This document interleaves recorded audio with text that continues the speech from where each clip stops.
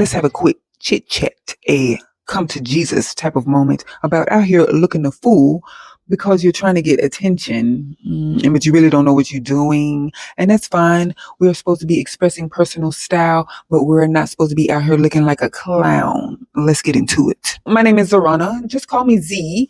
I make videos about fashion, beauty, and melting the two together to express your personal style. We are not trying to be cookie cutter out here. We do want to impart our personality in how we present ourselves to the world. So let's get into today's video about styling mistakes. Overusing trends. Going crazy with the trendy pieces upon more trendy pieces, just layering it and piling it on. It makes your outfit look overwhelming and not too visually pleasing. People look at you and wondering, who are you? Why are you doing that?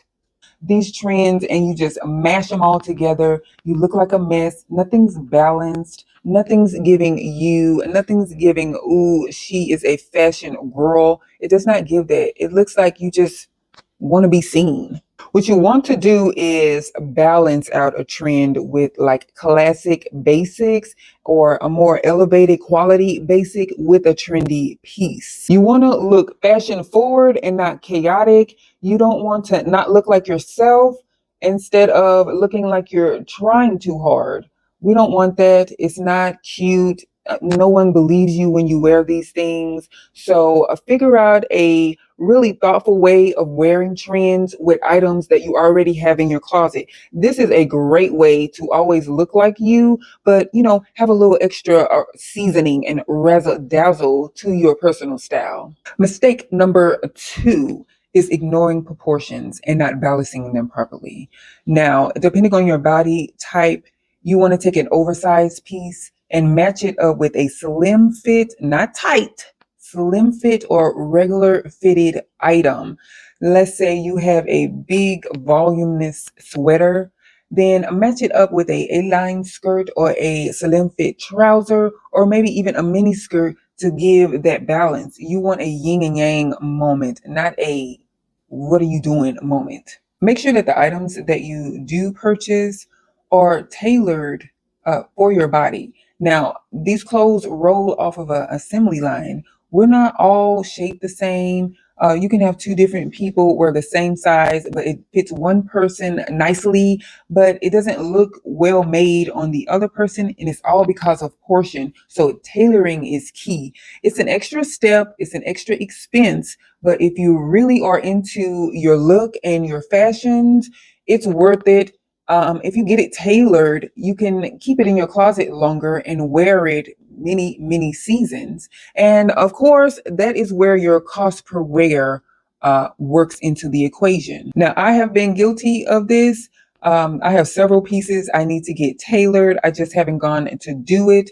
I am really nervous about finding someone who's not going to mess up my clothing.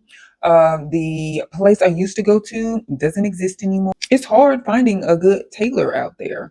So when I do, I'll be more diligent about this and finding someone to really get those pieces to fit the way I want to, that's more flattering on my body. The third fashion mistake would be not layering properly or overdoing it with the layer. Over accessorizing also falls up under this faux pas. Now, it's okay.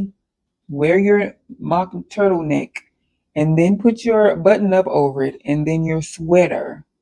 But why do we also need a blazer and a scarf? That's too much. You're just doing too much.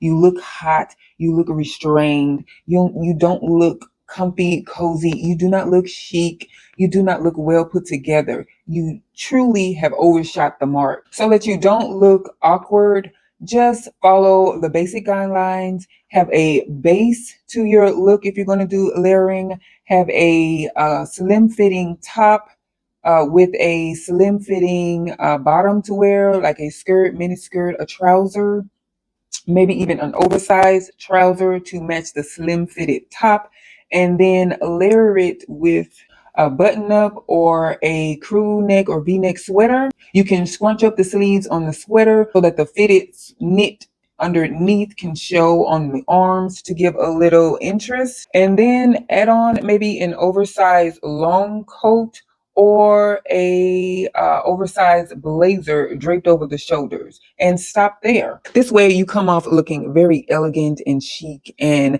intentional about how you put your outfit together. But the key here is to edit, edit, edit. Just bring it on down. Now, the next fashion mistake we see a lot of this. This is probably the most transgression upon fashion that we all see, and that is just blindly following trends.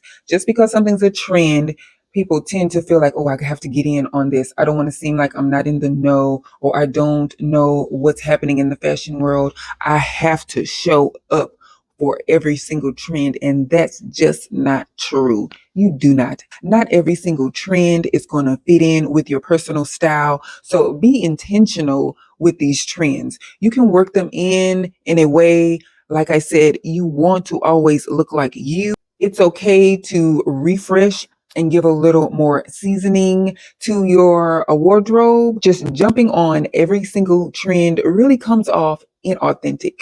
For example, instead of going for a all boho chic look, you can simply take one item that is boho chic and match it up with your own style. Let's say you have a more tailored look that you tend to gravitate to. Here is a way that you can marry that boho chic vibe in with your more tailored or classic aesthetic. If you like red, but you rarely wear it, we all know burgundy is everywhere. All type of maroon and wine colored pieces. The retailers are just flooded with all of these rich, deep red items, and I love it. But if you normally do not wear colors in the red family, you may have a couple pieces here and there in your closet, and just jumping on the trend and buying all that you see. People who know you are gonna be curious as to what is going on with you when you show up to the function in a full-on burgundy look, when they know they have never seen you wear that much red ever. It's not genuine. Find ways to incorporate a little bit here and there. In this case, less really is a whole lot more. Take one burgundy item and match it up with all of the blues. Maybe blue is your favorite color. Wear some deep blues or a really bright sky blue with a burgundy item. And that way you feel like you really are embracing a trend without it overpowering your personal style. Now, this last faux pas is very much ignored on the regular, if you ask me. There's really not enough knowledge and information out there, or even encouragement from people to wake up and pay attention to quality fabrics and the care of your item. We see fast fashion out there here and there, even in the luxury world. They have adopted some of the behaviors of fast fashion brands. So we don't see a whole lot of mindfulness of the fabrics and the care of the fabrics that we are choosing. So I challenge you to read those labels. I've said this before, so I'm going to say it again. Please read those labels. Do not waste money. Buy quality items that will last. You work hard for your money, so let your money work hard for you, and buy pieces that you can wear time and time again without it looking worn and unflattering. Part of the responsibility for me, for someone being in fashion, is to really take care of the items that I invest my money in. So the way you hang them up in your closet, using proper hangers, having the space to store your items properly, using dust bags, taking items to the cleaners, having them tailored, and not having them strawed all over the floor, all over the bed, stepping all over them. Wash them properly. Read the label and see what setting to use on your washer. These are simple home ec things. They don't teach home ec anymore, do they? No. But these are simple things that you can use to really stretch the longevity of the items that you invest in.